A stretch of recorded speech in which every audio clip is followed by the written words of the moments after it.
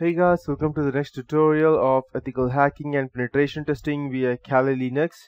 Welcome to the next tutorial of DHCP spoofing. So, before I proceed, let's go ahead and check on Google what DHCP spoofing is exactly and how they actually define it and what is actually the difference and how one can go ahead and spoof that. So, I believe you can see DHCP spoofing is a dynamic host configuration protocol that is a client and a server protocol that automatically provides an IP host with its IP address and related configurations such as subnet mask and default gateway.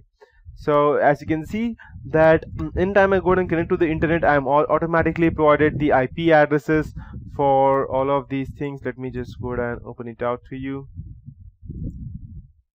I'm automatically provided these IP addresses and the subnet mask and the default gateway, and these all things are being done by the DHCP protocol, that's dynamic host configuration protocol. So how can, you might be wondering, how can one go ahead and spoof a DHCP protocol or something like that? Yes, we can do that, and in computer world we can do anything that we want. So this is one of the layer 2 attacks inside a LAN network that is very dangerous for information privacy and LAN integrity, and it is a spoofing attack. So this is a special kind of attack where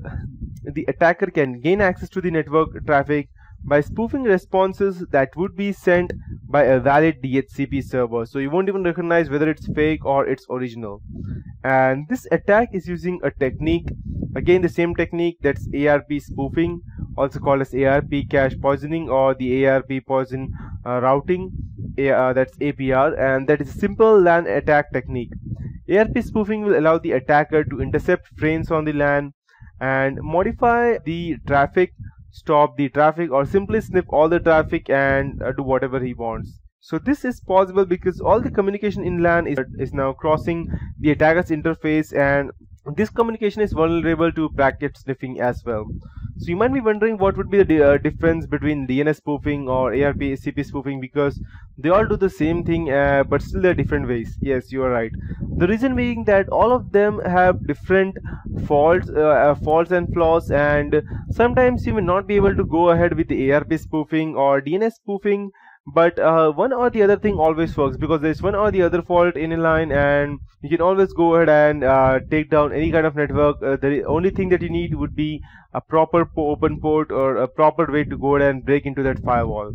So that's how it will work. So there are different ways which go ahead and finally lead to the same thing, but one thing can be way too hard, whereas the other thing can be way too simple, even though both provide the same thing. And that's why I will be teaching you DHCP spoofing, even though it does the same thing, but it has its own different way, and this will be far easier than the previous versions. So in short words, client PC is sending a DHCP request on the network, as you can see over here, so DHCP response, and this request is a broadcast from all hosts on the LAN, and all the hosts on the LAN will receive it.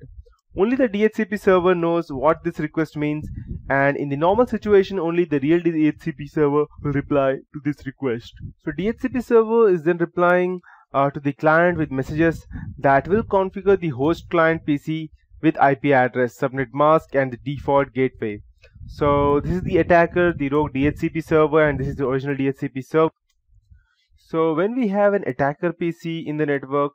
he will stimulate the DHCP server on his host PC, that's host computer, and with this action he will be able to reply to DHCP request before the real DHCP server, because it's closer to the client host. So it will configure the client host with IP address of the subnet, but it will also give to a host false default gateway and maybe even false DNS server address. So what will happen exactly is that when the client PC requests for DHCP response, it will go over here, and since the attacker's DHCP server is nearer than the corporate server, the attacker will quickly go ahead and give a response back to it before it goes ahead and reaches it to the corporate server. And as soon as it reaches it, the first one reaches the DHCP server, no matter even if it goes ahead and gets back to the server, it will go ahead and discard that because it has already received a DHCP response. And later on, no matter what happens, even if it tries to connect to the corporate original server again, they will not be able to connect. The reason being that it has already the attacker has already went ahead and poisoned its cache memory, and no matter which one it tries to connect, it will always connect to the rogue attacker's DHCP server. And it will go ahead and configure the client host with IP address of that subnet, and it will give out a false default gateway as well, maybe even a false DNS server address. DNS server address and default gateways addresses will both be the IP address of the attacker computer itself, and in this manner he will point all the communication of let's say the client host to himself. Later he will make possible, it will be possible for him to forward the frames from the client host to the real destination in order to make the client communication more real and possible, so that even if it goes ahead and gather DHCP server will later go ahead and convert itself for ARP poisoning or in other attack, so that this will be the middle PC, the main, it will act as the hub, and all the packets that will pass, it will pass through the DHCP server, and then it will go ahead and pass to the corporate server and then the internet, and whatever information comes back from the internet, it will then go ahead and come back to the attacker, and it will be the choice of the attacker what to send back to the person. Let's say, for example, this is the internet, this is the rogue attacker, and over here at the random right side there would be let's say, for example, boy A, and over here it would be boy B, and over here it would be boy A. So what will happen exactly is that, let's say, for example, to be a more practical example, boy A is using WhatsApp on his computer, and he wants to tell the boy B to go ahead, and he's telling that I have the money for your, let's say, I have your pocket money, your dad has given it to me, and this is the account number of your pocket money, and he will send it back on this, and just go ahead and gather the money from your this is bank account, and he will transfer a virtual check over the computer, but it will receive it to this person, the attacker, and he will send back the response that okay, father has not received the pocket money, and he will be giving it to me later on at later point of time. So the boy B will go ahead and respond it back to the person, it's okay, fine, I will go ahead and collect it later from my father, but it will not reach the client PC directly, it will come back to the attacker, and the attacker will send, okay, fine, no problem, I will collect it from the bank. So for both the parties, boy A and boy B, they don't need to communicate anymore, since they both will think that their original message has been passed. But the original message is only known by the attacker over here. The reason being that he knows what is happening and which account number it is, and later on he will go ahead and gather the check, and he will disappear later on. And the people below over here will not even be able to recognize what happened, and later on they both will be cursing each other, stating that they are lying, and yes, that will be the problem between them. And so it will be either this person has went ahead and used all the money for himself, or it will be him. But the attacker, no one will even recognize that he was there. And that's how it works. So the attacker can also sniff frames, and he can also go ahead and strip off the SSL if the person is using SSH service. And as you can see from the picture, the DHCP spoofing device